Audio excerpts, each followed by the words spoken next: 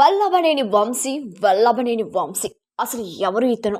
ప్రస్తుతం సోషల్ మీడియాలో హాట్ టాపిక్గా మారిన ఇతని లైఫ్ స్టోరీ మీకోసం. తెలుగుదేశం పార్టీలో రాజకీయ ఓనమాలు నేర్చుకొని ప్రస్తుతం వైసీపీలో కీలక నేతగా మారారు. గన్నవరం ఎమ్మెల్యే అయిన విజయవాడ రాజకీయాలను ప్రభావితం చేయగల నేత. గతంలో పరిటాల రవి ప్రధాన అనుచరుడిగా గుర్తింపును పొందారు. నందమూరి కుటుంబం జూనియర్ ఎన్టీఆర్తో స్నేహం చేసి సినిమాలకు నిర్మాతగా మారిన వ్యక్తి. ఆయన ఎమ్మెల్యే వల్లభనేని వంశీ.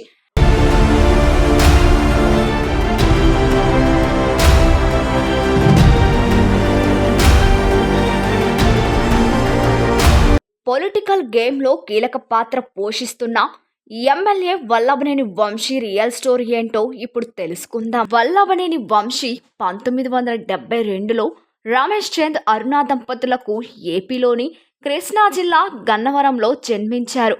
వంశీ తల్లిదండ్రులు ఇద్దరు కూడా టీచర్లే. చిన్నతనం నుంచే చదువుల్లో చురుకుగా ఉంటూ ఉంగుటూరులో ఆ రోజుల్లోనే 7వ తరగతిలో స్టేట్ ర్యాంకును పొందారు. ఆ తర్వాత 8వ తరగతి నుండి 10వ తరగతి వరకు తాడికొండలో రెసిడెన్షియల్ స్కూల్లో చదువుకున్నారు. ఆ సమయంలో స్టేట్ లెవెల్ ర్యాంక్ కూడా పొందుకున్నారు. విజయవాడ గౌతమ్ కాలేజీలో ఇంటర్ పూర్తి చేసి వెటర్నరీ డాక్టర్గా మాస్టర్ కోర్స్ని తిరుపతి ఎస్సీ అగ్రికల్చర్ కాలేజీలో పూర్తి చేశారు.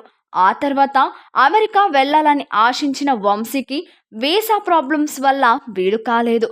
ఈ తరుణంలో రియల్ ఎస్టేట్ వ్యాపారంలోనికి అడుగు పెట్టారు. అదే సమయంలో వంశీకి పరిటాల రవితో పరిచయం ఏర్పడింది. అతి కొద్ది రోజుల్లోనే వంశీ రవికి ప్రధాన అనుచరుడిగా మారిపోయారు. ఈ సమయంలో పలు వ్యాపారాలు కూడా చేశారు.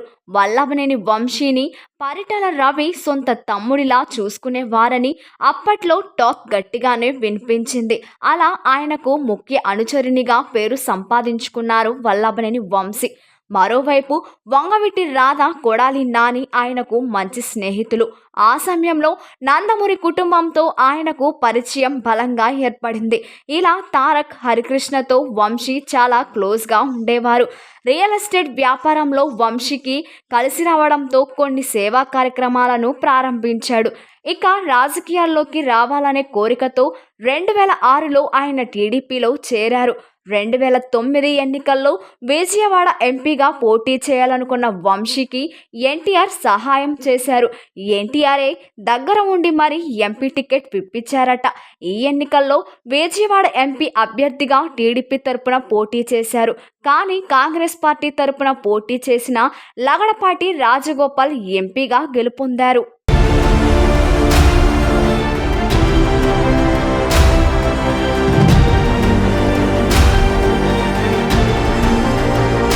తరువాత వంశీ ఎంపీగా ఓడిపోయిన తరువాత తన వ్యాపారాలు చూసుకుంటూ టీడీపీలోనే కొనసాగారు. ఏ సమయంలో వంశీ దృష్టి సినిమా రంగంపై మళ్ళింది. దీనిలోనే నిర్మాతగా మారారు. ఇక వంశీ రాజకీయ జీవితాన్ని చూస్తే తెలుగుదేశం పార్టీలోనే కొనసాగుతూ 2014లో జరిగిన అసెంబ్లీ ఎన్నికలలో టీడీపీ అభ్యర్థిగా గన్నవరం అసెంబ్లీ నియోజకవర్గం నుండి పోటీ చేశారు. ఈ సమయంలో వైసీపీ అభ్యర్థి తుంటా రామచంద్రరావుపై 9,400 ఓట్లతో తొలిసారిగా ఎమ్మెల్యేగా ఎన్నికయ్యారు. ఇక 2019లో ఎన్నికల ముందు దాదాపు వైఎస్ఆర్సీపీలో చేరతారని వార్తలు వినిపించాయి. ఈ సమయంలో వంశీని జగన్ ఆలింగనం చేసుకున్న దృశ్యం అందరికీ తెలిసే ఉంటుంది. కానీ టీడీపీలోనే కొనసాగారు. 2019లో జరిగిన అసెంబ్లీ ఎన్నికలలో టీడీపీ అభ్యర్థిగా మళ్లీ పోటీ చేసినప్పుడు వైసీపీ యార్లగడ్డ వెంకట్రావుపై 838 ఓట్లతో రెండవసారి ఎమ్మెల్యేగా ఎన్నికయ్యారు. అయితే ఈ ఎన్నికల తర్వాత టీడీపీకి కాస్త దూరంగా నడుచుకున్నారు వంశీ. మరోవైపు ఆయనపై తప్పుడు ప్రచారాలు, వ్యతిరేకతలు చేయడం ప్రారంభించారు. వల్లభనేని వంశీ టీడీపీని వీడి వైసీపీలోనికి మద్దతుగా ఉండడంతో టీడీపీ వేసిన పిటిషన్తో ఆ పార్టీని వీడిన ఆయనపై అనరాధ వేటను వేస్తూ 2024 ఫిబ్రవరి 26న స్పీకర్ తమ్మినేని సీతారాం నిర్ణయం తీసుకున్నారు. రానున్న ఎన్నికల్లో వంశీ వైసీపీ తరపున గన్నవరం నుంచి పోటీ చేయబోతున్నారు.